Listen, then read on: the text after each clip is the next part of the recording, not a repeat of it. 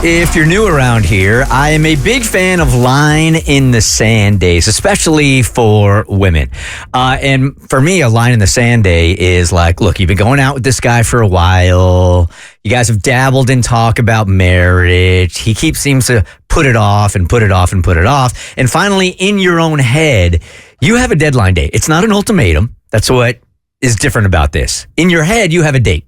If the dude proposes, he meets that date, then great. If not, you bounce. But you can't keep moving that date or you're never going to take off. And the reason why I say this is because I've seen too many women in their 20s that go into their mid-30s with the same dude. And then he wakes up one morning and decides, you know what? Marriage is just not for me. And there you are for 10 years hanging with this guy, assuming that there's a commitment. And there's not. So with this follow-up Thursday, it's a little bit of the same because she was promising herself she's going to take off if her dude did not propose to her, and we never followed up on it. So Mo's got the recap. All right, so after 5 years together, Nancy was expecting a marriage proposal. Her boyfriend repeatedly gave excuses for not proposing. Lack of money, being busy, needing to finish grad school, etc. He even gave her a promise ring that promised her he would give her a special proposal one day. So Nancy decided to give a quiet ultimatum. If he didn't propose by Valentine's Day, she was going to end the relationship. So what happened? Sounds good on paper, but Valentine's Day comes and goes. Does she really follow through on her own word? So here's the update. It says, "Hi guys, I can't believe it's been a whole year. Do you want to guess if I'm currently engaged?" Spoiler alert.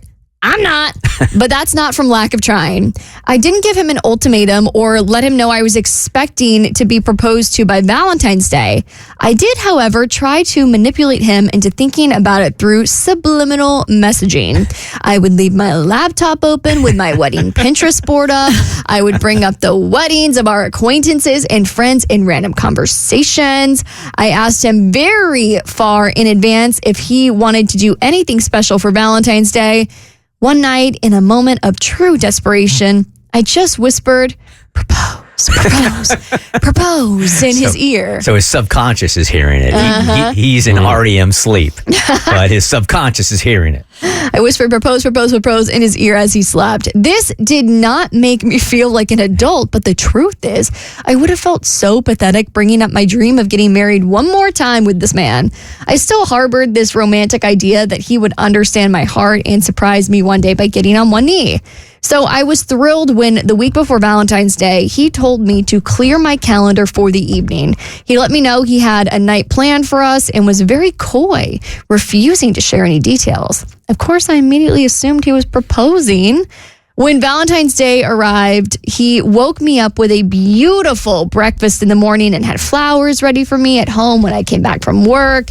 He gave me time to really doll myself up that evening before driving me to a secret location. Uh-oh. He's about to offer. Rather than propose, he's going to commit murder. He had booked reservations at a restaurant with incredible views. We ate, drank, laughed, and watched the sunset. I felt like I was in a dream. And then the check came. And then we got up from the table and left. And we got in the car. And on the way home, I finally realized he was not going to propose today. I started bawling, crying in the car. My frustration just leaked out in that moment, and I told him I was so upset.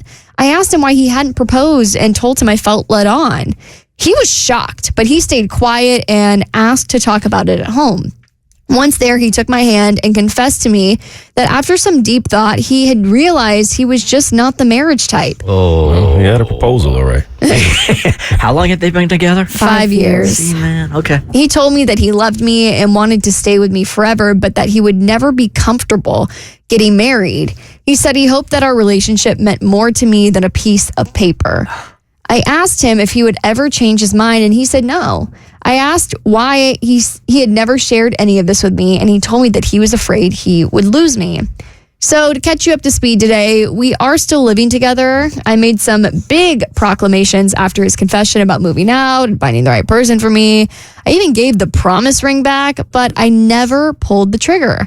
We were like roommates for months, and as of recently, I've let him back into my heart a little more again because I do still love him.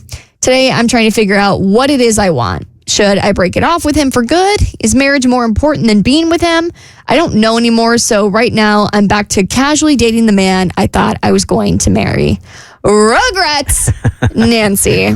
He's lying to you because when he's like, oh, our relationship is more important than just a piece of paper. Okay, if it's just a piece of paper, then you shouldn't have a problem getting married. So clearly it's not just a piece of paper to him. It's something more. And he's got some kind of reservation or cold feet deep inside. You gotta, if you want to get married, you gotta ditch him. I say at this point, it's on you though, right, Nancy? Because now he's told you, this is where I'm at. This is where my head's at. 100% honest. I don't know how much discussion you guys had about marriage beforehand. That's sort of the caveat of a line in the sand day. There has to be some kind of agreement or that he knows how you feel about marriage, right? If you've never had that talk, then all bets are off. But you guys have had this talk before and he knows how important it is. So you made your point. He has been honest with you and said, this ain't never going to happen for me. If you continue to go back, now it's on you. I agree. You have your answer. I feel like you've always had your answer. I've always felt like if you have to do all of this to get somebody to marry you, you really have your answer. You shouldn't have to force somebody to marry you. You shouldn't have to convince him to marry you. He should just want to do it. And if he doesn't, it's up to you to decide what you do from that point. Like she asked the question, is being with him more important than being married? That's the question. And if you feel like marriage is more important than being with him, then you got to move on. I totally agree. Like if y'all see me begging a man to marry me, you need to call for help. Like that is a cry that somebody's got to get me out of there because you should not have to convince somebody to spend the rest of their lives with you. And he's saying to you that he wants to spend, maybe not the rest of his life, but the next foreseeable future with you. And I think he needs to be able to articulate why he is so against marriage because at the very least, then you can understand why you're going to leave him when you realize that he's never going to marry you. You guys aren't on the same page. And that's the problem. Yeah. Like, I'm a woman I got engaged 10 years into the relationship, okay? But my husband and we were on the same page. And so the fact that you two aren't on the same page makes me want to believe, like, if marriage is really important to you, and I think it is, then you're going to have to bow out. And it's a hard pill to swallow. The Bert Show.